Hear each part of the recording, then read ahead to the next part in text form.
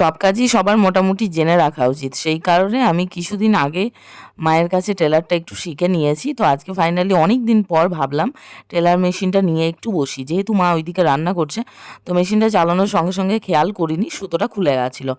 তো সুতোটা লাগিয়ে তারপর বসতে হবে তো চালিয়ে দিয়েছি। তারপর লক্ষ্য করলাম যে না, আমি তো সেলাইটা করে দিয়েছি কিন্তু সেলাই বসেইনি, কি পাগল আমি।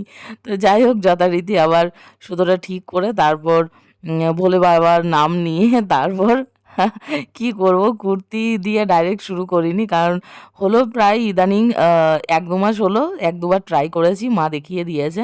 তো তারপর আমি দেখলাম যে না, একটা পুরনো কিছু থাকলে সেটাতে দিয়ে আগে দেখি হাতটা সোজা আছে কিনা, পারছি কিনা। তো জিনিস অভ্যেস না থাকলে তো ভুলে যাওয়াই হয়। তো একটা ধুতির টুকরো ছিল, তো এটাতে আমি লম্বা লাইন টানছিলাম।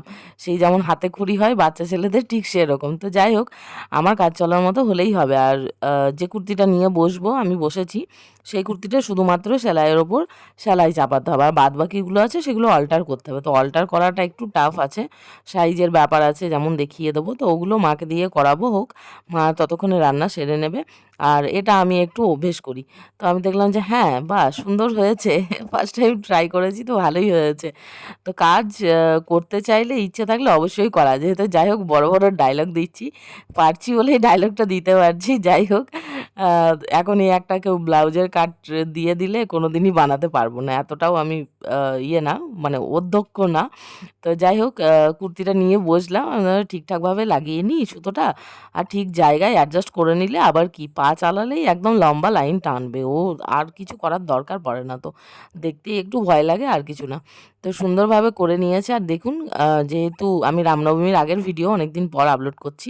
বাবা এখানে রামনবমী কালকে আছে, তো সেই কারণে বড় পতাকা একদম রেডি করে নিয়েছে, ছাদের মধ্যে টাঙিয়ে দেবে। কি সুন্দর লাগছে না? বেশ সুন্দর লাগে। বাজারে গেছিলাম, বাজারেও দেখলাম এরকম ধরনের পতাকা বড় ছোট সব সাইজ বিক্রি হচ্ছে। তো মায়ের রান্নাবান্না হয়ে গেছে। মাকে বললাম পরে, পরে দেখাতে হবে তো কুর্তিগুলো। নাহলে সাইজটা কি করে বুঝবে? আর আমি ওভার সাইজড কেন নিই? কারণ আ বলা যায় না, আমি কখনো একটু হেলদি হয়ে যাই, মোটা হয়ে যাই, মোটা বলাটাই ভালো। কখনো মোটা হয়ে যাই, কখনো লুজ হয়ে যাই। সেই কারণে একটু বড় সাইজ নিই, খুলে পড়তে পারবো। তো মাকে দেখিয়ে দিলাম যে এতটা দেখো অল্টার করতে হবে। তো মা তো একদম এক্সপার্ট, কোনো অসুবিধেই নেই। মা যেহেতু চালাতে জানে, সেই কারণে ও ১০ মিনিটের মধ্যে ৩ টে কুর্তি অলরেডি অল্টার হয়ে গেছে। আর সাইডের সেলাইগুলো ১ম এই চাপিয়ে নিলে কি হয়, কুর্তি কোনোদিন ছিঁড়ে যায় না। মানে সেলাইটা খুলে যাওয়ার চান্স থাকে না। ওই কারণে মেশিনে করে নিলে বেটার। তো দেখুন, এখানে ৪ টে কুর্তি একদম সেলাই হয়ে গেছে। একটা তো আমি করেছি। আগা মাথার কোনো কিছু ঠিক নেই। আর ৩ টে মা করে দিয়েছে। এগুলো ভরে নেব। তারপর